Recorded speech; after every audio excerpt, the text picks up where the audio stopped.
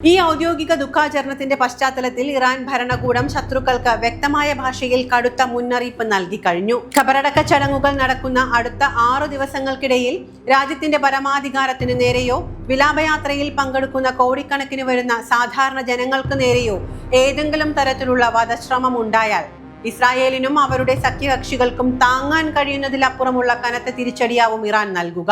വഞ്ചനയുടെയും ചതിയുടെയും കറുത്ത നിഴലുകൾ പശ്ചിമേഷ്യൻ ആകാശത്ത് വീണ്ടും വട്ടമിട്ട് പറക്കുമ്പോൾ അന്താരാഷ്ട്ര നിയമങ്ങളെ കാറ്റിൽ പറത്തിക്കൊണ്ട് ഇസ്രായേൽ നടത്തുന്ന യുദ്ധക്കൊതിയുടെ ഞെട്ടിക്കുന്ന അധ്യായങ്ങളാണ് ഇപ്പോൾ പുറത്തുവരുന്നത്. പശ്ചിമേഷ്യയെ ഒന്നടങ്കം ചോരപ്പുഴയിൽ മുക്കാനും ലോകസമാധാനത്തെ പൂർണ്ണമായും തകിടം മറിക്കാനും ലക്ഷ്യമിട്ട് ഇസ്രായേൽ നെയ്ത അതീവ രഹസ്യവും ക്രൂരവുമായ ഒരു വധശിക്ഷാ പദ്ധതിയുടെ വിവരങ്ങളാണ് പ്രമുഖ അന്താരാഷ്ട്ര മാധ്യമമായ ന്യൂയോർക്ക് ടൈംസ് ഇപ്പോൾ പുറത്തുവിട്ടിരിക്കുന്നത്.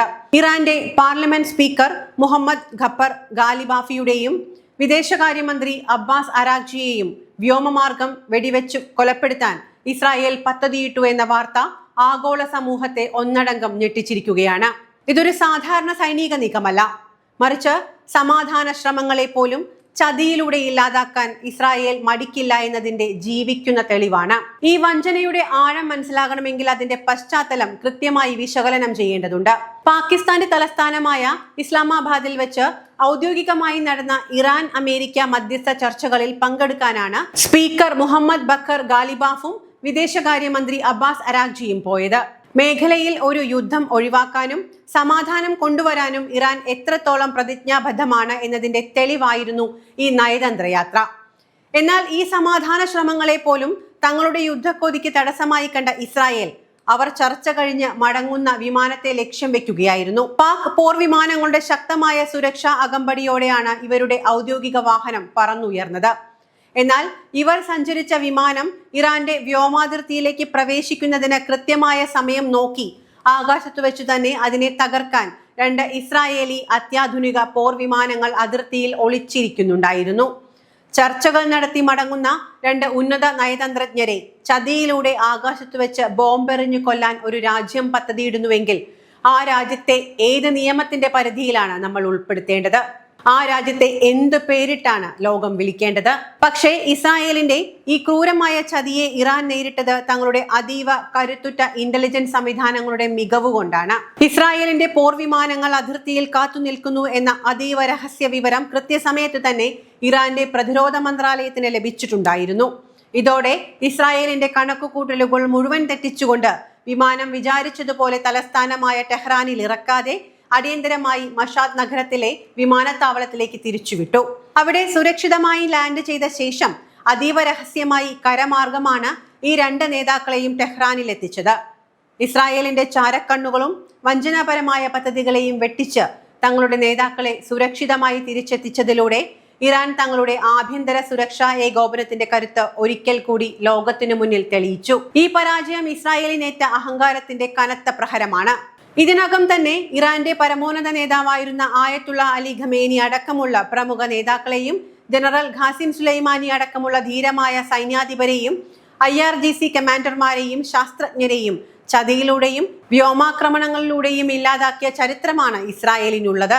ഇറാനിൽ ഔദ്യോഗികമായി സംസാരിക്കാനും അന്താരാഷ്ട്ര തലത്തിലെ നയതന്ത്ര ചർച്ചകൾ നടത്താനും ബാക്കിയുള്ള 2 പ്രമുഖ നേതാക്കളെ കൂടി വധിക്കാൻ ഇസ്രായേൽ ശ്രമിച്ചതിന് പിന്നിൽ വ്യക്തമായ ചില ധാരണയും അജണ്ടയുമുണ്ട്. ഇറാനെ പൂർണ്ണമായും ഒരു ഭരണ പ്രതിസന്ധിയിലേക്ക് തള്ളിവിടുക, അതുവഴി രാജ്യത്ത് അരാജകത്വം സൃഷ്ടിക്കുക എന്നിവയായിരുന്നു ഇസ്രായേലിന്റെ പരമമായ ലക്ഷ്യം. പൊതുവെ മിതവാദികളായ നേതാക്കളെ ഇസ്രായേൽ ലക്ഷ്യം വെക്കാറില്ല എന്ന അന്താരാഷ്ട്ര നിരീക്ഷകരുടെ ധാരണകളെ പോലും തിരുത്തി കുറിച്ചുകൊണ്ടാണ് ഇസ്രായേൽ ഈ കൊടും ക്രൂരതയ്ക്ക് മുതിർന്നത്. സ്വന്തം മണ്ണിൽ ഇസ്രായേലിന്റെ ചാരസംഘടനയായ മൊസാദ് നടത്തുന്ന ഇത്തരം അവിശുദ്ധ നീക്കങ്ങളെ രാജ്യം ഒറ്റക്കെട്ടായാണ് ചെറുത്തു തോൽപ്പിക്കുന്നത്. ഈ സംഭവ വികാസങ്ങൾക്കിടയിലാണ് അന്തരിച്ച മുൻ പരമോന്നത നേതാവ് ആയത്തുള്ള അലി ഖമേനിയുടെ ഖബറടക്ക ചടങ്ങുകൾക്ക് മുന്നോടിയായുള്ള പൊതുദർശനം ഇന്ന് ടെഹ്റാനിലെ മുസല്ലയിൽ ആരംഭിക്കുന്നത്. രാജ്യം വലിയൊരു നയതന്ത്ര യുദ്ധത്തിലൂടെ കടന്നു പോകുമ്പോഴും പ്രിയപ്പെട്ട നേതാവിന് അർഹമായ യാത്രയയപ്പ് നൽകാൻ ലക്ഷക്കണക്കിന് ജനങ്ങളാണ് ഇപ്പോൾ തന്നെ തെരുവിലേക്ക് ഒഴുകിയെത്തിക്കൊണ്ടിരിക്കുന്നത്. ടെഹ്റാനിലെ 3 ദിവസത്തെ പൊതുദർശനത്തിന് ശേഷം ഇറാഖ് അതിർത്തിയിലെ വിശുദ്ധ നഗരങ്ങളിലൂടെ വിലാപയാത്ര കടന്നുപോകും. അതിനുശേഷം അദ്ദേഹത്തിന്റെ ജന്മനാടായ മഷാദിലാണ് ഖബറടക്കം നിശ്ചയിച്ചിരിക്കുന്നത്. വരും ദിവസങ്ങളിൽ 1 കോടിയോളം ജനങ്ങൾ ഈ വിലാപയാത്രയുടെ ഭാഗമാകുമെന്നാണ് കണക്കാക്കപ്പെടുന്നത്. രാജ്യം മുഴുവൻ ഈ വലിയ ദുഃഖത്തിൽ പങ്കുചേരുമ്പോഴും ശത്രുക്കളുടെ ഭാഗത്ത് നിന്നുണ്ടാകാൻ സാധ്യതയുള്ള ഏത് നീക്കത്തെയും പ്രതിരോധിക്കാൻ ഇറാൻ സൈന്യവും റവല്യൂഷണറി ഗാർഡ്സും പൂർണ്ണമായും സജ്ജമാണ്. ഈ ഔദ്യോഗിക ദുഃഖാചരണത്തിന്റെ പശ്ചാത്തലത്തിൽ ഇറാൻ ഭരണകൂടം ശത്രുക്കൾക്ക് വ്യക്തമായ ഭാഷയിൽ കടുത്ത മുന്നറിയിപ്പ് നൽകി കഴിഞ്ഞു. ഖബറടക്ക ചടങ്ങുകൾ നടക്കുന്ന അടുത്ത 6 ദിവസങ്ങൾക്കിടയിൽ രാജ്യത്തിന്റെ പരമാധികാരത്തിന് നേരെയോ വിലാപയാത്രയിൽ പങ്കെടുക്കുന്ന കോടിക്കണക്കിന് വരുന്ന സാധാരണ ജനങ്ങൾക്ക് നേരെയോ ഏതെങ്കിലും തരത്തിലുള്ള വധശ്രമം ഉണ്ടായാൽ ഇസ്രായേലിനും അവരുടെ സഖ്യകക്ഷികൾക്കും താങ്ങാൻ കഴിയുന്നതിലപ്പുറമുള്ള കനത്ത തിരിച്ചടിയാവും ഇറാൻ നൽകുക. തങ്ങളുടെ പരമോന്നത നേതാവായിരുന്ന അലി ഖൊമേനിയുടെ വിയോഗത്തിൽ രാജ്യം വിങ്ങിപ്പൊട്ടി നിൽക്കുന്ന ഈ ഘട്ടത്തിൽ ഉണ്ടാകുന്ന ഏത് ചെറിയ പ്രകോപനവും വലിയ പ്രാദേശിക യുദ്ധത്തിലേക്കായിരിക്കും വഴി തുറക്കുക എന്ന് ഇറാൻ ലോകരാജ്യങ്ങളെ ഓർമ്മിപ്പിച്ചിട്ടുണ്ട്. ലോകരാജ്യങ്ങളെയല്ല ഇറാൻ ഓർമ്മിപ്പിക്കുന്നത്, കൃത്യമായി പറഞ്ഞാൽ ഇസ്രായേലിനെയും അമേരിക്കയെയും തന്നെയാണ് ഓർമ്മിപ്പിക്കുന്നത്. ഇനി ഇത്തരത്തിലൊരു തിരിച്ചടി തങ്ങൾക്ക് സംഭവിച്ചാൽ ഒരുപക്ഷെ ലോക ഭൂപടത്തിൽ ഇസ്രായേൽ എന്നൊരു രാജ്യം തന്നെ ഉണ്ടാവില്ല എന്നതും ഉറപ്പാണ്. തങ്ങളുടെ മുൻ നേതാക്കളുടെ വധത്തിന് പകരമായി ഇറാൻ കാത്തുവച്ചിരിക്കുന്ന പ്രതികാരത്തിന്റെ കനലുകൾ ഇനിയും അടങ്ങിയിട്ടില്ല എന്നും അതിനുള്ള തിരിച്ചടി കൃത്യസമയത്ത് തന്നെ നൽകുമെന്നും ഇറാൻ ആവർത്തിക്കുന്നുണ്ട്.